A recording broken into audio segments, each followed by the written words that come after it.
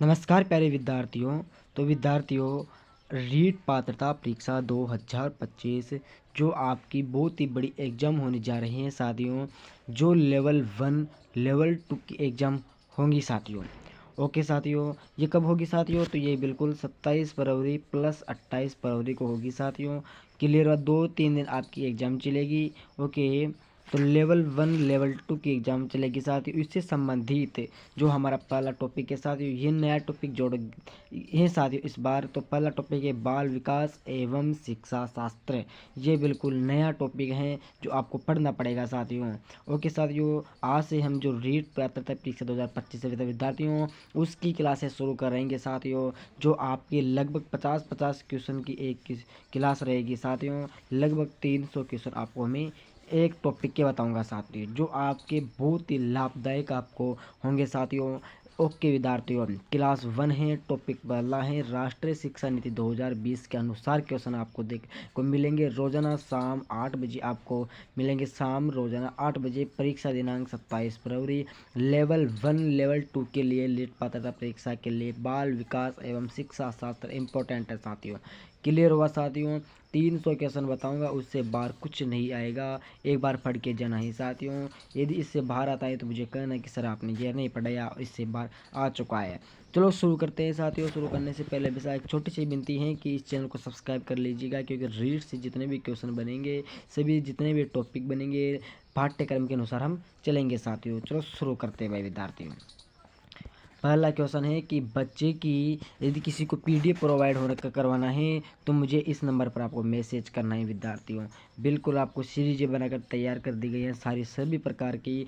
Okay, तो इस number पर आपको सीरीज मिल जाएगी साथियों। मैसेज करना है, कॉल नहीं करना है, ओनली पर मैसेज करना है। पहला क्वेश्चन है कि बच्चे की बुद्धि लब्धि 90 से 110 के मध्य है, तो वह कौन सी बुद्धि होती है? यानी कि बच्चे की जो बुद्धि होती है वह 90 से 110 के बीच में होती है, तो वह किस प्रकार की बुद्धि होती है विद्यार्थियों?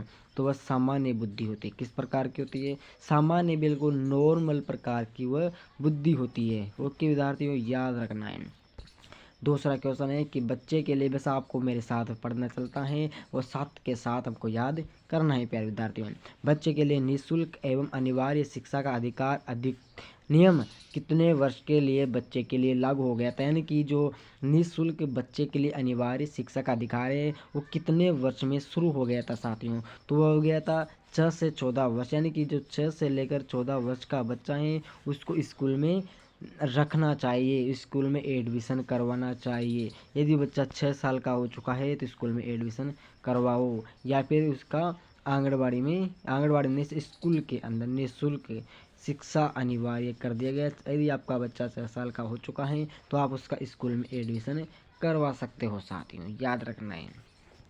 ओके विद्यार्थियों, अगला क्वेश्चन है 3 नंबर का है कि एक बच्चे की बुद्धि और विकास के अध्ययन की सर्वाधिक अच्छी विधि कौन सी हो जाएगी? तो वह हो जाएगी विकासीय विधि। ओके, यदि किसी बच्चे की बुद्धि विकास अध्ययन की सर्वाधिक विधि विकासीय विधि होती है, यदि उसमें विकासीय विधि अच्छी हो गई तो बिल्कुल वो उसकी बुद्धि मजबूत हो जाएगी साथियों।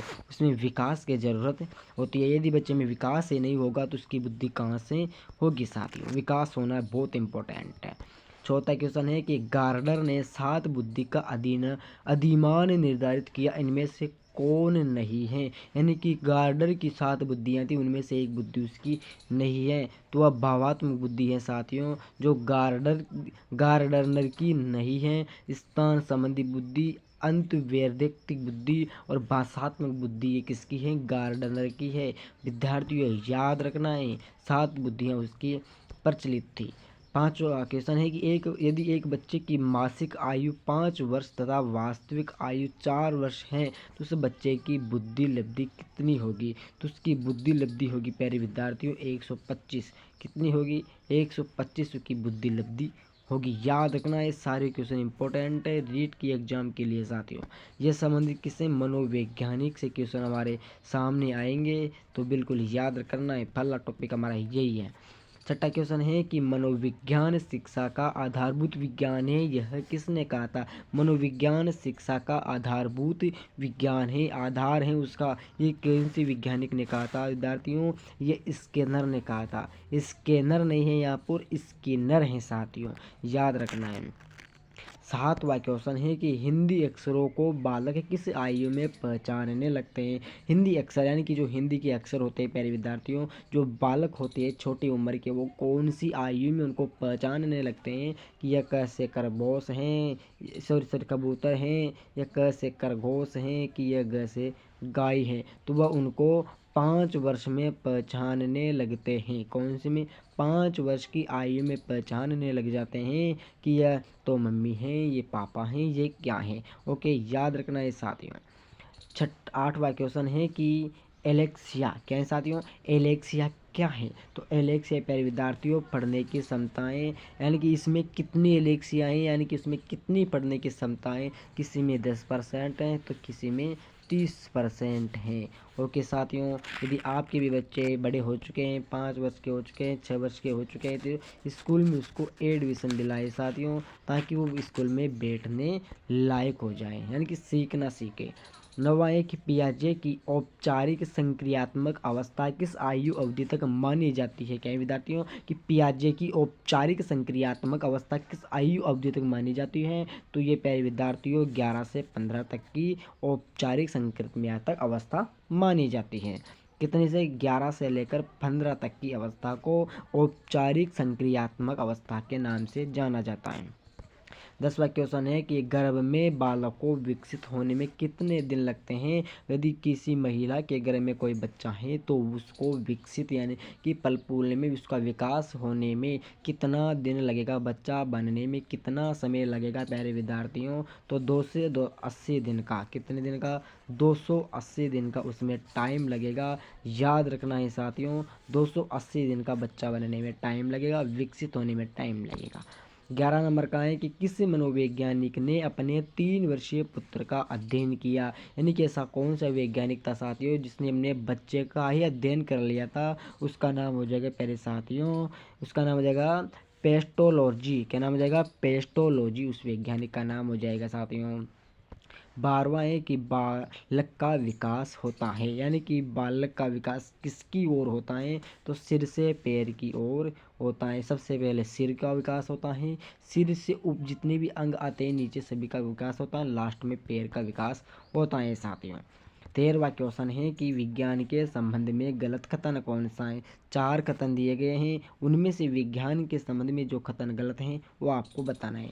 तो पहला गलत है इसमें विशिष्ट की ओर, विशिष्ट की ओर, ये इसमें ऑप्शन गलत हो जाएगा। 4वां क्वेश्चन है कि गर्भधान काल की अवस्था नहीं है। क्या है? गर्भधान काल की अवस्था कौन सी नहीं है? तो वो हो जाएगी शेषावस्था। कौन सी हो जाएगी? शेषावस्था। इसमें गर्भ का धान काल की अवस्था नहीं है प्यारे विद्यार्थियों। ओके, 15वां क्वेश्चन है कि मानव जीवन की मनोभौतिक एकता कहलाती है, यानी कि मानव जीवन की जो मनोभौतिक एकता कहलाती है वो किसको कहलाती है? क्या होता है वो? तो मन तथा शरीर का विकास मानव जीवन की मनोभौतिक एकता कहलाती है। क्या कहलाती है? मन तथा शरीर का विकास मानव जीवन की मनोभौतिक एकता कहलाती है। ओके साथियों, इसके बाहर कुछ क्वेश्चन नहीं आएंगे, सारे क्वेश्चन को पढ़ना है। 16वां क्वेश्चन है कि गर्भ में सर्वप्रथम निर्माण होता है। तो सबसे पहले गर्भ के अंदर प्यारे विद्यार्थियों सिर का निर्माण होता है। सबसे पहले खोपड़े का निर्माण होता है। किसका? खोपड़े का निर्माण होता है। गर्भ में सबसे लास्ट में किसका निर्माण होता है? तो सबसे लास्ट में पैर का निर्माण होता है। याद रखना है साथियों। 17 नंबर का है कि जन्म के समय शिशु में कितनी हड्डियां होती है। इंपॉर्टेंट क्वेश्चन है साथियों। जन्म के समय शिशु के अंदर 270 हड्डियां होती है। कितनी? 270 हड्डियां होती है जन्म के समय। 18 नंबर का है प्यारे साथियों कि बालक अपनी माँ को पहचानना प्रारंभ कर देता है। जो छोटा बालक होता है प्यारे विद्यार्थियों, तो वो अपनी माँ को कब पहचानना, यानी कि कितने महीने के अंदर पहचानना प्रारंभ कर देता है? 3 माह के समय के अंदर बालक अपनी मम्मी को पहचानने लगे जाता है साथियों। 19वां क्वेश्चन है कि बालक के जन्म के समय शिशु के मस्तिष्क का भार कितना होता है। जब बालक पैदा होता है तो उसके समय उसका जो सिर होता है, उससे यानी कि जो मस्तिष्क होता है उसका भार होता है प्यारे विद्यार्थियों 350 ग्राम। कितना होता है? 350 ग्राम उस बालक के समय ये होता है। 20वां क्वेश्चन है कि कल्पना जगत में विचरण होता है, यानी कि कल्पना जगत में यानी कि कल्पना करते हैं संसार में किसका विचरण जाता है, तो वो शिशावस्था व किशोर अवस्था का विचरण किया जाता है। ओके प्यारे विद्यार्थियों, अगला क्वेश्चन है साथियों कि एक बालक मुख्य मुख्य रंगों की पहचान कर लेता है, यानी कि बालक होता है जो मुख्य रंग की पहचान कौन से वर्ष में कर लेता है, तो साथियों वो 5 वर्ष की आयु में उसको जो भी रंग पसंद आते हैं वो उसको पहचान कर लेता है कि ये कौन सा कलर है, ये कौन सा नहीं है। 22वां है कि छोटे छोटे वाक्यों को बोलना तथा 3 पहियों की साइकिल चलाना यह कार्य किस अवस्था में होता है। छोटे छोटे वाक्य जैसे आप क्या कर रहे हो, आपने खाना खा लिया, छोटे छोटे वाक्य। और साइकिल चलाना कौन सी अवस्था में वो सीख जाता है, तो वो सहसा अवस्था में ही सीख जाता है। लगभग वो 4 से लेकर 6 वर्ष की आयु में ये सब सीख जाता है साथियों, याद रखना है साथियों।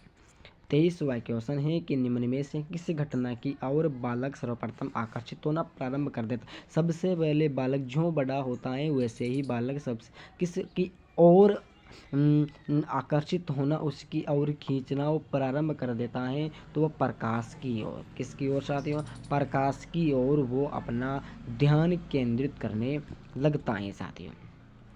24वां है कि बालक की जिज्ञासा को किया जाना चाहिए, यानी कि जो बालक की जो उसकी जिज्ञासा है तो उसको क्या करना चाहिए, तो उसको शांत करना चाहिए। बालक की छोटी छोटी जिज्ञासाएं होती है तो उनको बिल्कुल शांत करना चाहिए, समझाना चाहिए कि हमको ये नहीं करना है, हमको फलाना नहीं करना है, क्योंकि हमको उसको शांत नहीं करेंगे तो उसको पाने की जिद करेगा, और यदि गलत चीज़ें हैं तो उसको भी जिद करेगा, फिर हमारे ऊपर भार बनेगा। 25वां क्वेश्चन है कि भारत में बाल विकास की शुरुआत कब हुई। बाल विकास यानी कि बालकों में भी विकास होना अनिवार्यता है, यह शुरुआत कौन से सन के अंदर हुई थी प्यारे साथियों, तो एक 1930 में हुई थी। कब हुई थी, 1930 के अंदर भारत में बाल विकास की शुरुआत की गई थी। 26वां क्वेश्चन है कि किशोर अवस्था में सामाजिक विकास पर जिसका प्रभाव नहीं पड़ता है वह निम्न में से कौन सी है। किशोर अवस्था में सामाजिक यानी कि समाज के ऊपर जो विकास पर प्रभाव नहीं पड़ता है वह कौन सी हो जाएगी प्यारे साथियों, तो असुरक्षा, यानी कि बाल विकास पर प्रभाव नहीं पड़ता है, असुरक्षा पर ध्यान रखना है। सुरक्षा इंपॉर्टेंट नहीं है, क्लियर हुआ, याद रखना है साथियों।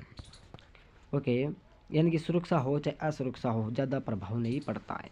27वां क्वेश्चन है कि किशोर अवस्था में चरित्र निर्माण से जो अवस्था संबंधित है वह निम्न में से कौन सी है, तो वह है आधारहीन आत्म चेतना अवस्था। आधारहीन आत्म चेतना अवस्था हो जाएगी साथियों। 28वां क्वेश्चन है कि विकास निम्न में से विकास व्यक्ति में निम्न विशेषताएं और योग्यताएं प्रस्फुटित करता है, यह कथन किसका है। तो साथियों ये कथन है हमारे प्यारे वैज्ञानिक का, जिसका नाम है हरलोक। क्या नाम है, हरलोक ने कहा था कि विकास व्यक्ति में नवीन विशेषताएं और योग्यताएं प्रस्फुटित करता है, यानी कि नई नई चीज़ें, नई नई विशेषताएं और योग्यताएं उसमें लाता है। ये कथन हरलोक जी वैज्ञानिक ने कहा था। अगला क्वेश्चन है कि किशोर अवस्था एक नया जन्म है। किशोर अवस्था होता है एक नया जन्म के समान होता है। ओके, इसमें उच्चतर और श्रेष्ठ कथर मानव विशेषताओं का जन्म होता है। ये कथन किसका है प्यारे साथियों, तो इस कथन को कहने वाला का नाम है स्टेनली हॉल। क्या नाम है, स्टेनली हॉल उस वैज्ञानिक का नाम हो जाएगा। 30वां क्वेश्चन है कि किशोर अवस्था आदर्शों की अवस्था है, सिद्धांतों के निर्माण की अवस्था है, साथ ही जीवन का सामान्य समायोजन है। यह परिभाषा देने वाला व्यक्ति का क्या नाम है, उसका नाम है जीन पियाजे। क्या नाम हो जाएगा पहले विद्यार्थियों, जीन पियाजे। देखो साथियों परिभाषा किसी प्रकार की पूछ सकते हैं, बस आपको याद रखना है, जो मैं बता रहा हूँ याद रखना है। 31वां है कि मानसिक विकास का संबंध नहीं है। मानसिक विकास का संबंध चारों ऑप्शनों में से कौन सा नहीं है, तो वह हो जाएगा शिक्षार्थ का वजन एवं ऊंचाई। शिक्षा का वजन कितना है और उसकी ऊंचाई कितनी है, ये इसका संबंध नहीं है। तर्क एवं निर्णय उचित रखना है, स्मृति का विकास और अवबोध की क्षमता ये होनी चाहिए आपके अंदर। मानसिक विकास का संबंध शिक्षार्थ का वजन की शिक्षा में कितना वजन है और शिक्षा कितनी ऊंचाई पर है, ये इसका संबंध नहीं है। इसका संबंध तर्क निर्माण है, स्मृति का विकास, अवबोध की क्षमताएं।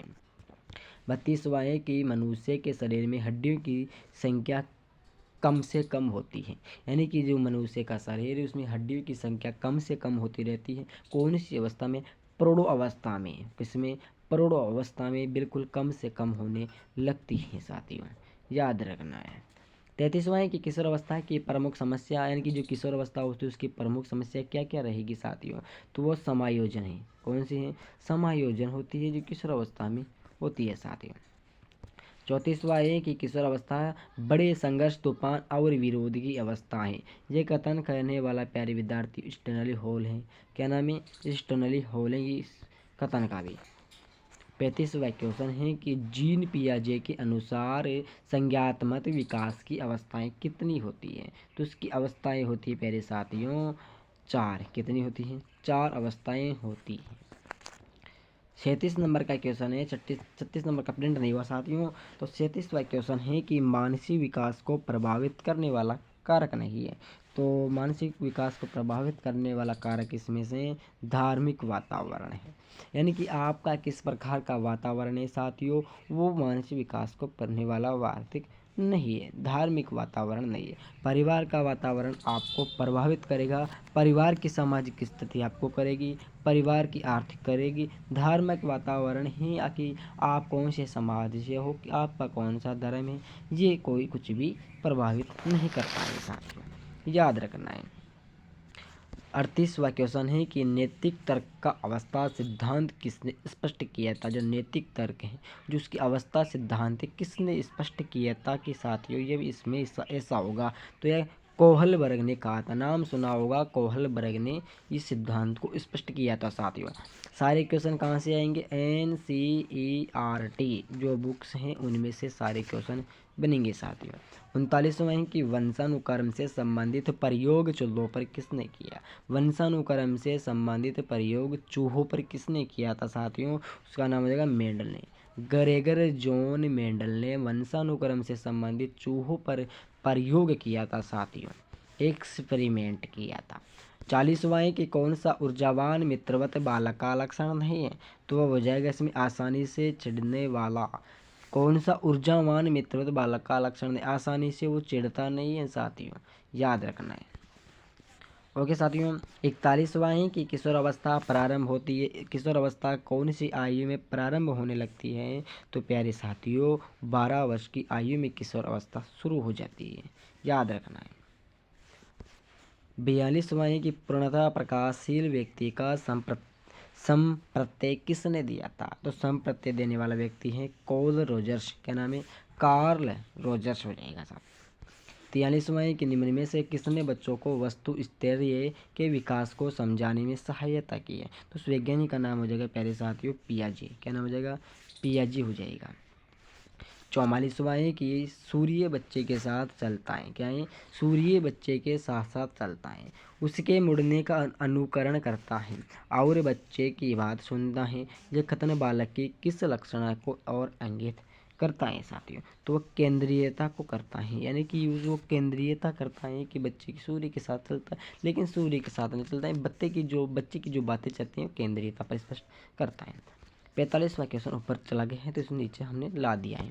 45वां है कि किसने यह दावा किया है कि सभी भाषाओं में होने वाले कुछ सार्वभौमिक गुण जन्मजात होते हैं, तो ये कहने वाला व्यक्ति साथियों नोम चॉम्स्की है। क्या नाम है, नोम चॉम्स्की है, जिसने कहा था कि सभी भाषाओं में होने वाले कुछ सार्वभौमिक गुण होते हैं जो जन्मजात होते हैं। बिल्कुल सही कहा था साथियों। 46वां क्वेश्चन है कि प्रायड क्या है, प्रायड के अनुसार निम्न में से कौन सी विकास अवस्था में बच्चे का ध्यान जननांगों की तरफ जाता है, तो ये कहने वाला नहीं लैंगिक है साथियों। ये दोबारा सुनो कैसे, प्रायड के अनुसार निम्न में से कौन सी विकास अवस्था में बच्चे का ध्यान जननांगों की तरफ होता है, तो लिंग के ऊपर प्रभाव समझ में आ गया आपको। 47वां के निम्न में से कौन सा बच्चों हेतु वेस्लर बुद्धि मापने की एक निष्पादन मापनी होती है, तो वह होती है चित्रपूर्ति। क्या होती है, चित्रपूर्ति। 48वां क्वेश्चन है साथियों कि बाल मनोवैज्ञानिक का सिद्धांत प्रारंभ के 4-5 वर्षों के अनुभवों पर आधारित हैं साथियों, तो ये मनोविश्लेषणात्मक है। कौन सा हो जाएगा, मनोविश्लेषणात्मक। रिक्त स्थान है साथियों ऊपर वाला। 49वां है कि ए बायोग्राफिकल स्केच ऑफ इन्वेंट, ये बुक है साथियों। क्या है साथियों, एक बुक है और ये किसने लिखी है साथियों, तो ये लिखने वाला व्यक्ति है डार्विन। डार्विन है साथियों, चार्ल्स डार्विन। 50वां है कि मानविकत परीक्षा का अर्थ क्या है। तो इसका अर्थ है उपयुक्त सभी ज्ञान की विश्वसनीयता, वैधता और मानक। क्लियर है। मानविकत परीक्षण है साथियों ये, यानी कि मानकों के ऊपर भी परीक्षण करते हैं, वो समझ आप समझ में गए, वो बताएं। तो साथ ही 50 क्वेश्चन हमारे कंप्लीट हो चुके हैं रीड से संबंधित। रीड से संबंधित पहला हमारा आज कंप्लीट हो चुका है पहली क्लास। ओके साथियों, कल भी नए क्वेश्चनों के साथ, नए अंदाज के साथ इसी चैनल पर हम मिलेंगे। सभी दोस्तों को जय जय भारत।